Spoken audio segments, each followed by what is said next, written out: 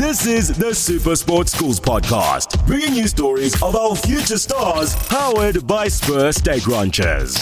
1, 2, 3, go!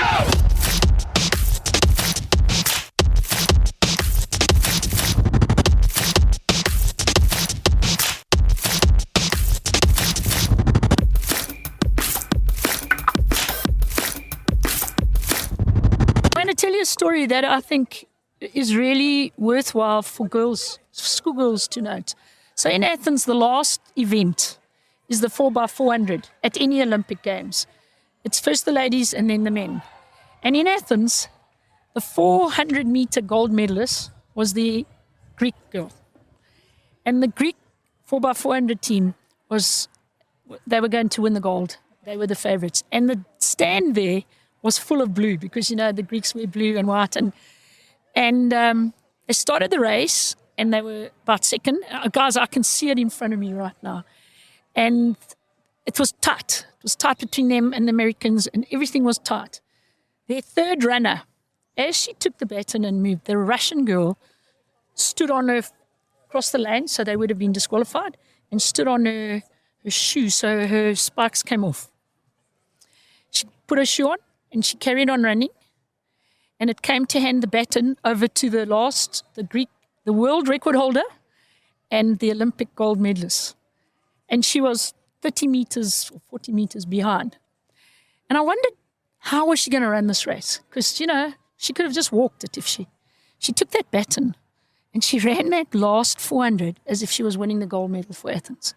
That stadium erupted, all of us. I mean, if I could have run down there and hugged her, or got an autograph or done something, I will never forget that in my whole sporting. It's probably the most amazing sporting, not sporting event, not an event, sporting moment that I will ever have experienced. And that's what we have to remember when we go to the Olympics. It's about being there. It's about doing and running, even if you come in last, running as hard as you can. That's it, boys. Hello and welcome to another episode of the Super Sports Schools podcast brought to you by Spur. I'm Alex White. I'm Tim Mithama. And in this episode, we're at the St. Mary's Hockey Festival in Joburg. We caught up with Ros Howell, a legend of the sport, to find out more about the state's schoolgirl hockey. And we also discussed the Olympics. She was a coach at the Athens Olympic way back, and she's also excited for this year's Olympics in Paris. And finally, we face her in a new game. So, enjoy. We're joined now by a legend of the game and a legend of St. Mary's, Ros Howell. Thanks so much for joining us and being on the Super Sports Schools podcast. We're very excited. We've heard a lot about you, and it's just so cool to have you with us finally. Thank you. Thank you. It's great to be here. I hope what you've heard is the truth, and can we keep the not so good stuff quiet, okay? So starting way back, you were so integral to hockey in this area and throughout. And I want to know where your journey started when it came to hockey. Well, I started at school. I played hockey from primary school. I grew up in the Eastern Cape. So I went to a school called Victoria Park High for my high school. And hockey we were crazy about hockey. And that's where it all started. And I was privileged enough to have coaches who loved the game. And I started playing. I played provincial hockey at a very early age because we only had under 18 teams in those days. So I made it in my grade 9 year, the Eastern Province. I don't know if it says more about how bad they were or how good we, you know. And yeah, I've always loved the game. I had a talent for it, I assume. And I went to watch the national team play. In the old days, they used to stand with their national blazers on and sing the national anthem. And I told my mom I want to play in that team. And that's sort of just how it evolved from there and then into coaching. We're going to get into the coaching and the whole journey that it's been. But I think if we take it back, obviously, your involvement has extended to the Olympics as well. Can you tell us a little bit about that? Because I think for any sports person to go to the Olympics, that's the dream.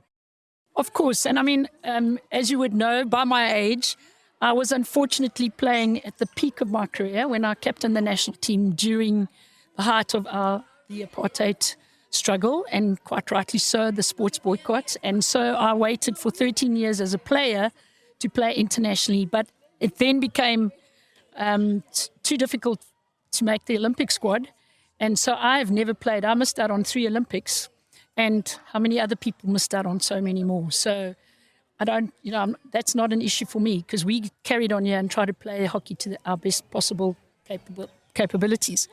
But being able to coach at the Olympics, and we actually opened in the Athens Olympics, we were the first event, South Africa, Holland. So now the team had played in the 2000 Olympics, it was my first time at the Olympics, and singing the South African national anthem at the very opening match was just the most amazing thing. And so it's the single biggest event in the world. I know the World Cup soccer is quite a big thing, but the Olympics with so many sports. And what struck me about the Olympics, in Athens, there are like 17,000 participants, less than 1,000 win medals.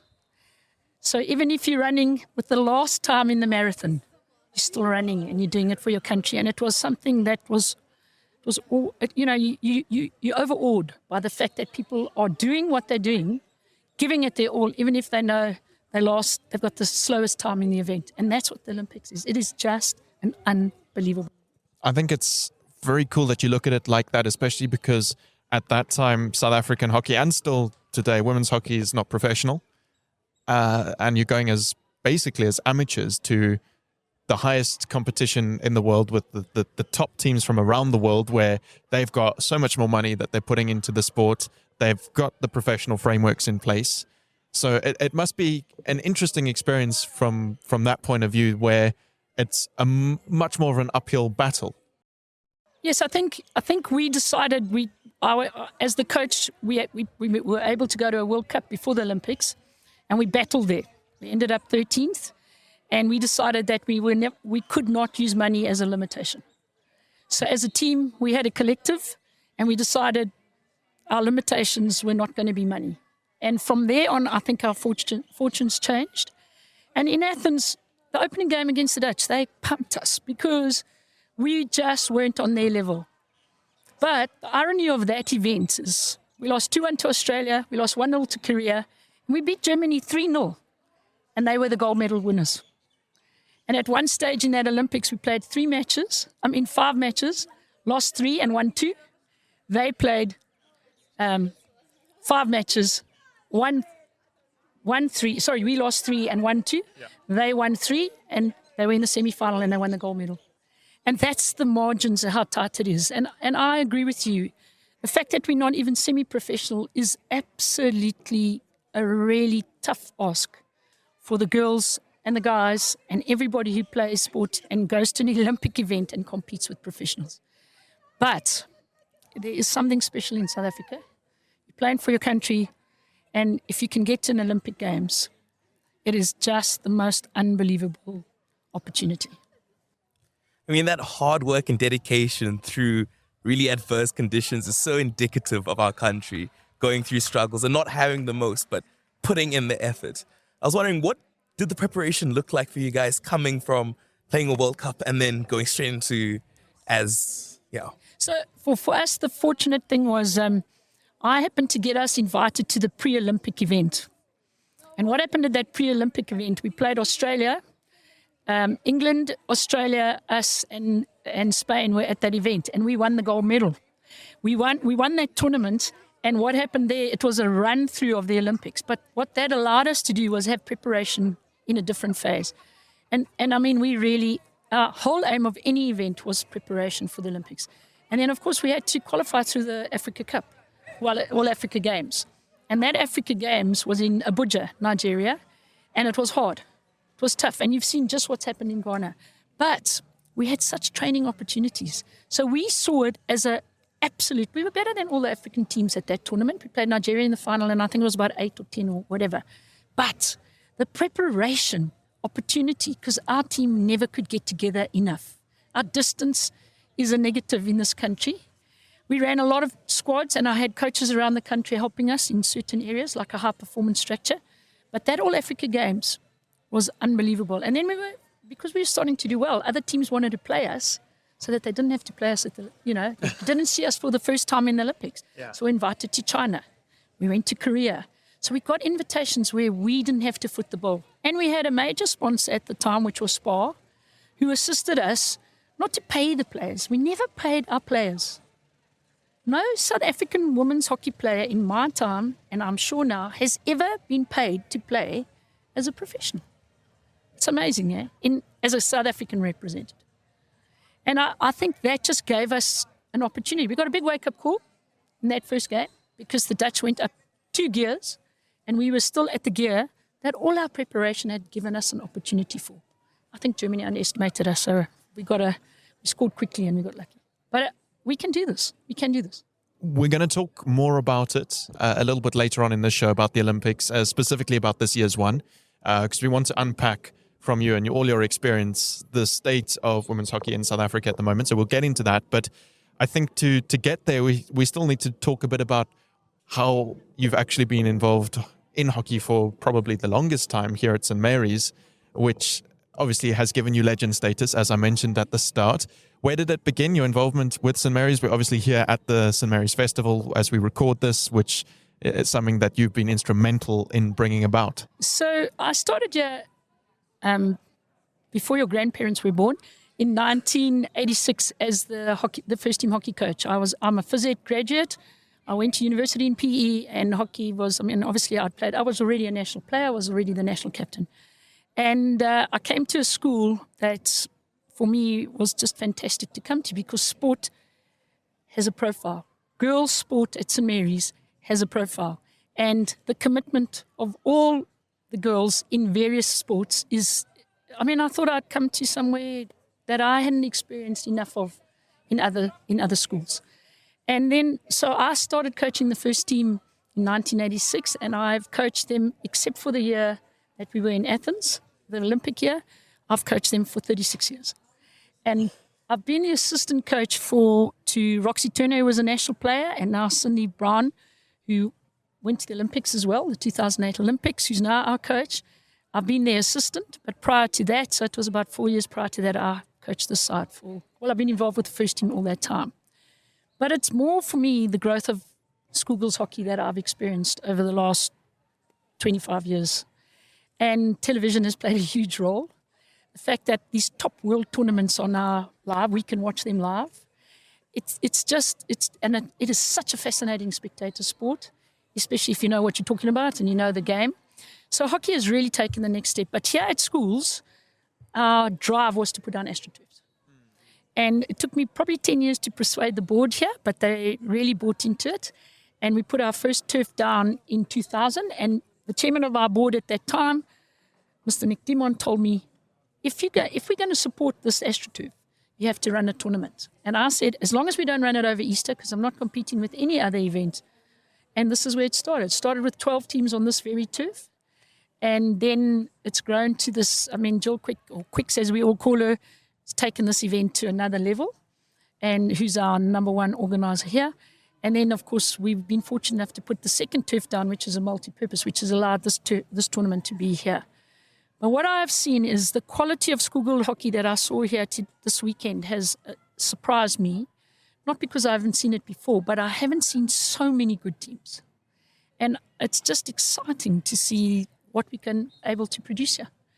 And so that has been my involvement. And I coached the South African under-16 team to Zimbabwe, where we watched our national team play the Olympic qualifier and where they got their World Cup entry. Peter could see her first time a woman's drag flicked.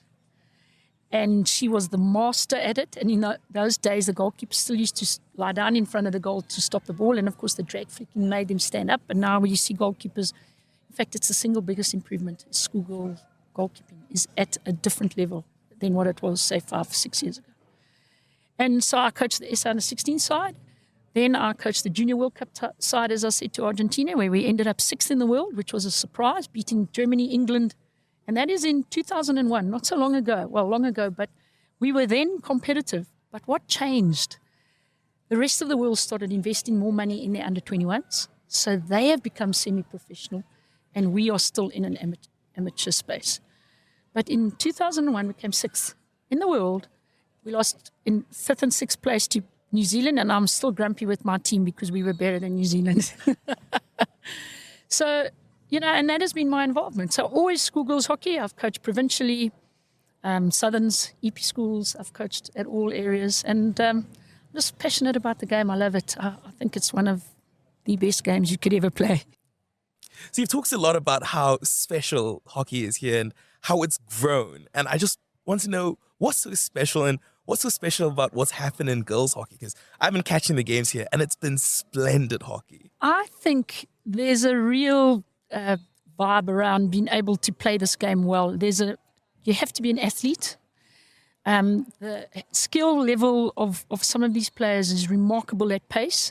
And what it's this tournament in particular, because of the format that we play, we don't have an A section and B section and a C section. You have an A section, you have a section where you have 8 teams in a pool to start. So you have to have a 7. And I think you come here and you get hammered one year and you go home and you say, I'm coming back, I want to be better. Because I can tell you teams that are now playing in this run for top 6. I mean, St. Anne's, for example, a few years ago, they had a really tough time. And now they're in the running here. St. Mary's, we've been here for how many years in finals and whatever. We're going to play for 13 to whatever. That's not a bad thing because now we're going to get up again and say, how do we go to the next level? I think coming to an event like this, so it's not only this one, there's all girls, there's Aranya top 12, and then there's the ones who don't go to top 12. These tournaments expose top teams to not such good teams, and you go away and you want to make yourself better. And I wish our national side had more time together because when I coached the national team, I had more time with the St. Mary's first team than I had with the national team. And that is the honest truth. And I really think we're trying hard to change it. Giles is doing everything in power. They're now heading to China. They're trying so hard to change it. That is our single biggest frustration. We've got a new little game that we've decided we'll play to do with the Olympics. Okay, let's see if I can remember. It's got a very, very creative name of Olympic, was Olympic, never Olympic. Basically, we're going to go one by one. They're 10 in total, so you each get 5. I'm going to give you a sport, and you just have to tell me if it is Olympic, was Olympic, or has never been Olympic. Simple enough. I'm excited. Simple enough. There are a lot of strange sports that have been Olympic sports. So. Yeah, I think you're going to catch me a lot because you tend to focus on the main ones, you know. Yeah. So, okay, all right, Ros going up against Tim. Are we ready? Yes. I think we'll let you go first as the legend of St. Mary's in the game. It's a bit unfair to face somebody that was actually at the Olympics, though. I just watched on TV. To be honest with you, what I really saw at the Olympics was the coach, the bus, the village, and the hockey fields. And I watched one other event. Well, I watched 2 other events, but the one was archery because that was the original Olympic Stadium in Athens. It's marble. You cannot believe what it was. And then I was privileged to watch the athletics on the last night. And I can tell you a story about the 4x400, but we'll save it for when. Okay, I think we'll have to hear that. But let's play the game. All right, first up, your first sport. I say sport, but it is painting. Non-Olympic. So are you saying it was or was never? Was never. Never. It was. Jeepers, that's amazing. 1912 to 1945, they had a whole lot of different arts that they held. That's right. And ironically, originally the Olympics was meant for amateurs and all the artists were professional, so that's why they got rid of it. Exactly. In fact, I remember reading that fact years ago. Well, there we go. Okay, so 0-0. Tim, a plunge for distance. Diving into a pool for distance. Olympic, was Olympic, never Olympic. So dive in and swim as far as you can. No, just dive in and then stay still and see how far you go. Doesn't really feel like a sport. I'm going to say was Olympic. Yep, it was held once in 1900 in Paris. Can you believe that? Hey? So Is Paris, there another one, Paris? I'm going to say Paris 1900. There were a lot of obscure things. So the record was 19.1 meters for the gold, and it was only held for men. All right. As a lot was. In 1900, yes. We won't go into that one. Lawn bowls. It was an Olympic. Never Olympic. Oh, Commonwealth. Yes. Commonwealth sport. Yes, it's only ever been Commonwealth That's Games. right, Commonwealth South Africa is sport. very good at it in the Commonwealth Games. We've got the 4th most medals and the 3rd most gold, 17. So, yeah, it's a Commonwealth Games sport. That's right. I was also at the Commonwealth Games and lawn bowls was there. I thought it was an Olympic sport before I would have thought did too. this. Yeah, so it's a tricky one. Tim, BMX. Oh, that's there. That's at the Olympics right now. Yeah, since 2008. It's been there. It's a young question. Okay, Ros, your next one. The obstacle swim. Sounds like it shouldn't, but let's go. Yes, it was. Yep, it was 1900 in Paris. So in Paris, wow, It was a 200-meter course with obstacles, and you had to swim your way. I've Yeah. never heard of that. Yeah, So well, I'm just assuming. It was there. Tim, next up, chorus singing. So a group of people singing. Yep, choir. So a Choir. choir, that's not a... Britain's Got Talent. As Yes. that was never an Olympic sport. It was. What, It is was. this another Paris one? It was. No, 1912 to 1945. It's the same. It was an art. So it was with Yes. painting and all of that. They had it. So I think that's one each still. Yeah, still. Oh, no, two. You have two. Yes. You do have not- two. do not So rob you got two. lucky. You got your plunge for distance right, and you got BMX, and then you've got obstacle swim. Yeah. Yeah. Okay. Ros, next up, walking. Well, there's a race. There's a walking race. I'm assuming yes. Yep. 100%. It is an Olympic sport. Looks very weird. It's a hard thing to do. Yeah. Especially- They walk quicker than And we they can run. quicker, No, they definitely much quicker run. than we can run. Tim, equestrian long jump. That seems dangerous for the horses. So for that sake, and that sake alone, please tell me this was never an Olympic sport. It was Paris 1900. Can you actually believe it?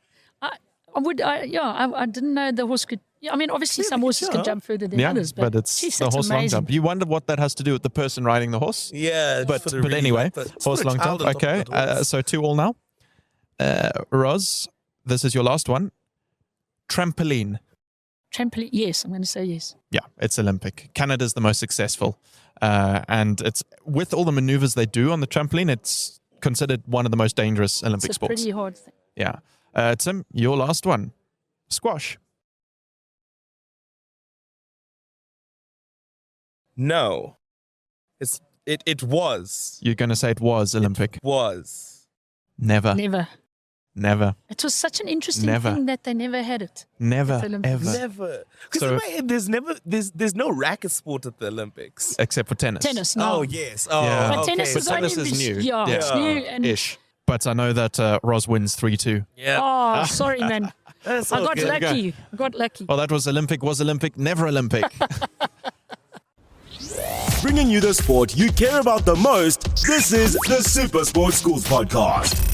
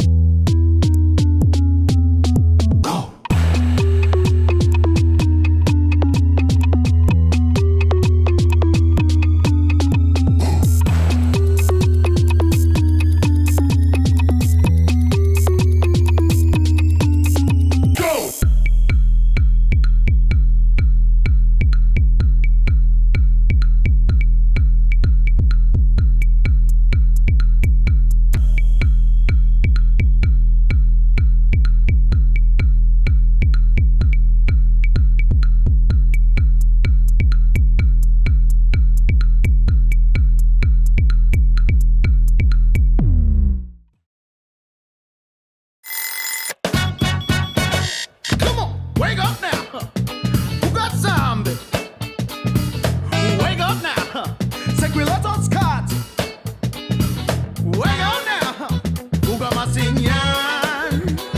Get up and With 15 delicious breakfasts, Spur is the place to be until 11 every morning. Enjoy an unreal breakfast for just $56.90. Spur, people with a taste for life.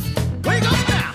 Come on, yeah. Bringing you the sport you care about the most. This is the Super Sports Schools Podcast.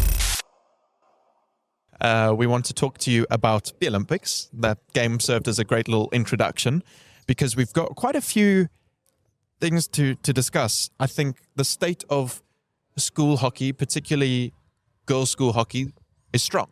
And then after school is where it becomes more complicated. And like we've spoken about, the women's team's not professional. They don't get paid to play. And we've got quite a few youngsters who could potentially be going to the Olympics this year. So what are your thoughts about this year's Olympics in Paris? So, look, I'm hoping like crazy that with some of the preparation that we've been able, that we will be as competitive as we can be under the circumstances. And I think that's the theory we all have gone to. I mean, Giles has coached before at the Olympics, so he's not new. It's a big thing to go to the Olympics as a player, that whole it's such a huge event. You have to really know how to manage your players. There are a few girls in this team that have already played in the Olympics. But I think the most important thing is we want to be as competitive as we can with what we are able to get. And I think that's what schools have an advantage because we have more time. And so the aim for our country to be as competitive, if it's a 4-year program, how do we get as much time as possible with our team, our squad of 40? I mean, we can make it whatever. And I think if you look at our top sports, our rugby, even our cricket, it's time that they have to be as good as what they can be. And so for me, what we need to do, because if we can bottle what we have here, it's all about the time these kids can spend on their hockey with their coaches. And our Olympic team is trying hard to get to that. And I'm hoping like crazy some of this is going to pay off. They're working very, very hard. We haven't seen much of them at the moment.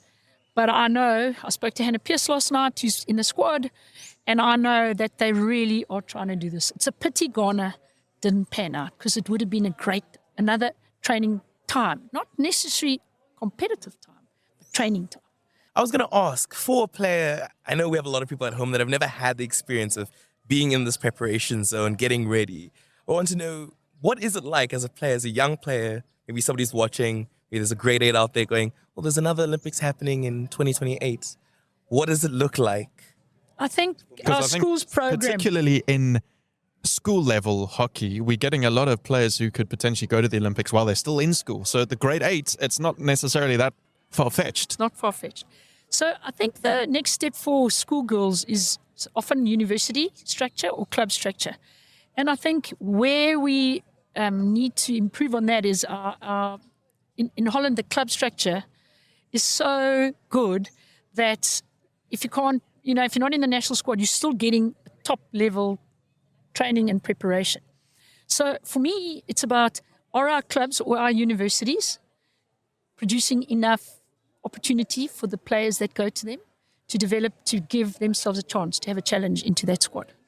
And of course, our interprovincials is where this whole selection process really kicks in. Schools, and I said to you, schools, the Afri's team here is training more than the Northern's team's going to. Do you know what I mean? Because that is just the way it is.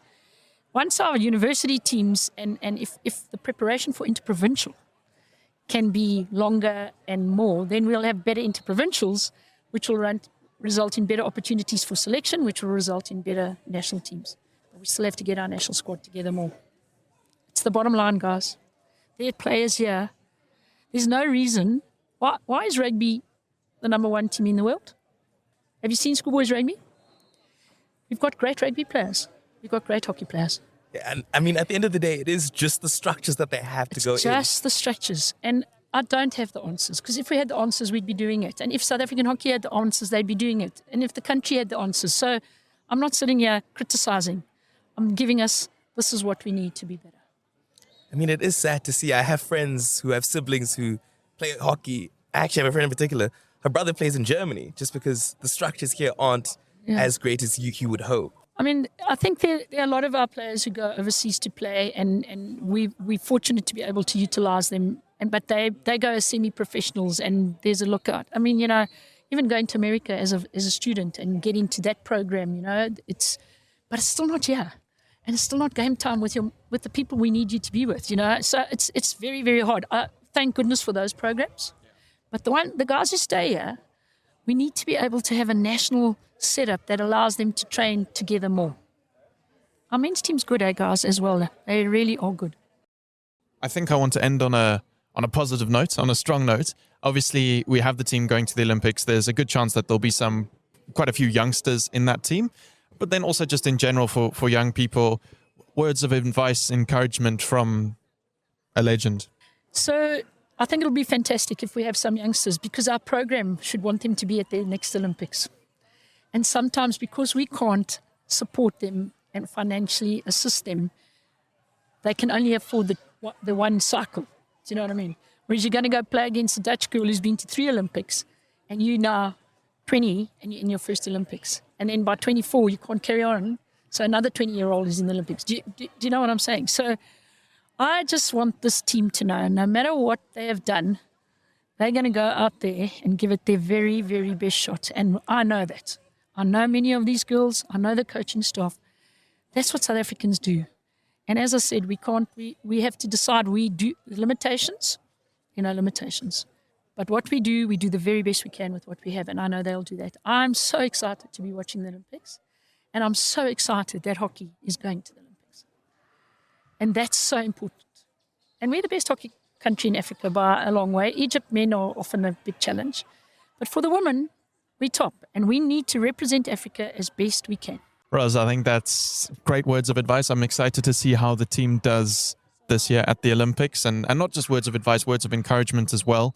But thanks so much for chatting to us so openly, and also for everything that you've done at St. Mary's over the years. It's an incredible story. So thanks for sharing that with us. Thank you. I've loved my time here. Here on the grounds of St. Mary's Waverly in Joburg, Ros Howell is a legend. And I hope you now find her as inspiring as we do. It's been a great show catching up with Ros and the incredible journey she's had coaching and playing hockey over the years. If you missed any part of the show or any of the shows and want to catch up, you can watch the Supersport Schools podcast on the Supersport Schools app and websites and catch new episodes every Wednesday at 7 on Supersport Schools DSTV channel 216. And you can also listen to the shows wherever you get your podcasts. I've been Alex White. This is the Supersport Schools podcast. I'll see you next week. But for now, bye-bye. This has been the Supersport Schools podcast, bringing you stories of our future stars, powered by Spur State Ranchers.